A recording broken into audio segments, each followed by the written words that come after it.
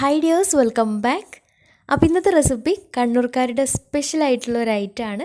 Breakfast ആയിട്ടും evening snack ആയിട്ടൊക്കെ വളരെ എളുപ്പത്തിൽ പെട്ടെന്ന് ഉണ്ടാക്കിയെടുക്കാൻ പറ്റിയ നല്ലൊരു ഐറ്റം തന്നെയാണ്. അപ്പോൾ കുറഞ്ഞ ചേരുവ വെച്ചിട്ട് പെട്ടെന്ന് തന്നെ ഉണ്ടാക്കിയെടുക്കുകയും ചെയ്യാം. ഞാനിപ്പോൾ തയ്യാറാക്കിയിട്ടുള്ളത് മധുരമുള്ള കുഞ്ഞി കലത്തപ്പമാണ്. അപ്പോൾ മധുരം ചേർക്കാതെ കറി കൂട്ടിയിട്ടും നമ്മുടെ കുഞ്ഞി ഓട്ടട പോലെയും ഇതുപോലെ ചുട്ടെടുക്കുകയും ചെയ്യാം. അപ്പോൾ എങ്ങനെയാണ് ഈ ഒരു റെസിപ്പി തയ്യാറാക്കുന്നത് നോക്കാം. അതിനു മുന്നേ ആയിട്ട് ചാനൽ സബ്സ്ക്രൈബ് ചെയ്യാത്തവരുണ്ടെങ്കിൽ സബ്സ്ക്രൈബ് ചെയ്യാൻ മറക്കരുത്. തൊട്ടടുത്തുള്ള ബെല്ലൈക്കണും കൂടെ ഒന്ന് ക്ലിക്ക് ചെയ്താൽ പുതിയ വീഡിയോസിൻ്റെ നോട്ടിഫിക്കേഷൻസ് ഒക്കെ പെട്ടെന്ന് തന്നെ കിട്ടുകയും ചെയ്യും. അപ്പോൾ ഈ ഒരു കുഞ്ഞി കലത്തപ്പം തയ്യാറാക്കിയെടുക്കാൻ വേണ്ടിയിട്ട് ആദ്യം തന്നെ ഒരു കപ്പ് ബിരിയാണി അരി ഒരു 2-3 മണിക്കൂർ മുന്നേ തന്നെ വെള്ളത്തിലിട്ട് കുതിർത്ത് വെച്ചിട്ടുണ്ടായിരുന്നു. അപ്പോൾ ഒരു കപ്പ് ബിരിയാണി അരിക്ക് പകരമായിട്ട് അരക്കപ്പ് പച്ചരിയും അരക്കപ്പ് ബിരിയാണി അരിയും വേണമെങ്കിൽ എടുക്കാം, അല്ലെങ്കിൽ ഒരു കപ്പ് പച്ചരി മാത്രമായിട്ടും എടുക്കാം. പക്ഷേ കുറച്ച് ബിരിയാണി അരി ഉണ്ടാവുമ്പോൾ ഒന്നും കൂടി ടേസ്റ്റും കുറച്ചും കൂടി നല്ല സ്ട്രക്ചറും കിട്ടും. ഇനി ഈ ഒരു അരി നന്നായിട്ട് കഴുകി വൃത്തിയാക്കിയിട്ട് ഒരു മിക്സിയുടെ ജാറിലേക്ക് ഇട്ട് കൊടുക്കാം.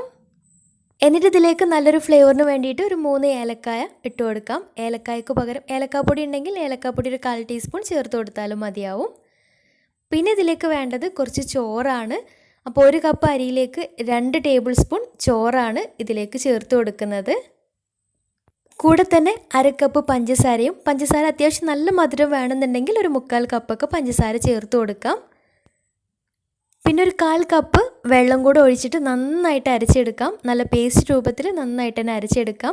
1/4 കപ്പിന് കൂടുതൽ വെള്ളം ഒഴിച്ച് കൊടുക്കേണ്ട, നോക്കിയിട്ട് പാകത്തിന് നന്നായിട്ട് അരച്ചെടുക്കാം. അപ്പോൾ ഇത്രയേ ഉള്ളൂ, ഇതിലേക്കുള്ള ബാറ്റർ റെഡി ആയിട്ടുണ്ട്. ഒരു കപ്പ് അരിയിലേക്ക് 1/4 കപ്പ് വെള്ളം തന്നെ മതിയാവും. വേണമെന്നുണ്ടെങ്കിൽ ഒരു ടേബിൾ സ്പൂണും കൂടെ ചേർത്ത് കൊടുക്കാം.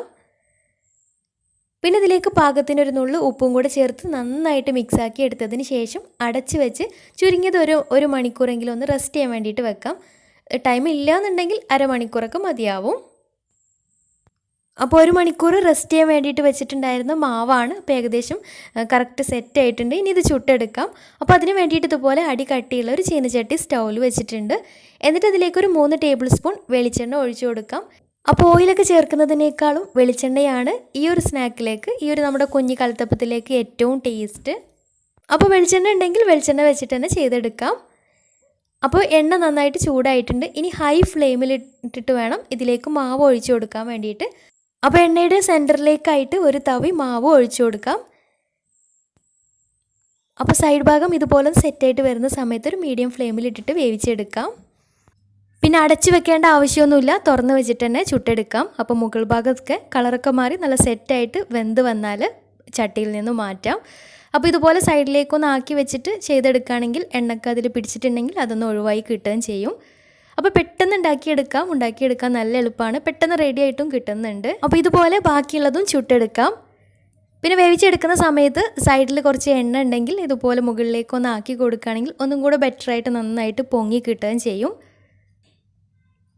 അപ്പോൾ കണ്ണൂർക്കാരുടെ സ്പെഷ്യൽ ആയിട്ടുള്ളൊരു ഐറ്റമാണ് ഈ ഒരു കുഞ്ഞി കലത്തപ്പം. അപ്പോൾ അവർ ഇതിൻ്റെ കൂടെ ഒരു പണ്ടം റെഡിയാക്കി എടുക്കാറുണ്ട്. തേങ്ങയും പൊട്ടുകടലൊക്കെ വെച്ചിട്ട് ഒരു കൂട്ട് റെഡിയാക്കി എടുക്കാറുണ്ട്. ഇതിൻ്റെ കൂടെ കഴിക്കാൻ വേണ്ടിയിട്ട് മധുരമുള്ള കൂട്ട് തന്നെയാണ്. പിന്നെ പഞ്ചസാരയും ഏലക്കാപ്പൊടിയൊന്നും ചേർക്കാതെ മധുരം ഇല്ലാതെയും ചെയ്തെടുക്കാം. നമുക്ക് കറി കൂട്ടി കഴിക്കുകയും ചെയ്യാം. നല്ല ടേസ്റ്റി ആയിട്ടുള്ള ഒരു ഐറ്റം തന്നെയാണ്. തീർച്ചയായിട്ടും ട്രൈ ചെയ്ത് നോക്കാം. എളുപ്പത്തിൽ ഉണ്ടാക്കിയെടുക്കുകയും ചെയ്യാം. അപ്പോൾ ട്രൈ ചെയ്ത് നോക്കിയിട്ട് നിങ്ങളുടെ ഫീഡ്ബാക്ക്സ് താഴെ കമൻറ്റ് ബോക്സിൽ അറിയിക്കാൻ മറക്കരുത്. അപ്പോൾ ഈ ഒരു വീഡിയോ ഇഷ്ടമായെന്ന് വിചാരിക്കുന്നു. ഇഷ്ടമായെങ്കിൽ ലൈക്ക് ചെയ്യാം. ഫ്രണ്ട്സ് റിലേറ്റീവ്സിനൊക്കെ ഒന്ന് ഷെയർ ചെയ്ത് കൊടുക്കാനും മറക്കരുത്. അപ്പോൾ നല്ല അടിപൊളി വീഡിയോയുമായി വീണ്ടും വരാം. അതുവരെ take care, bye, thank U.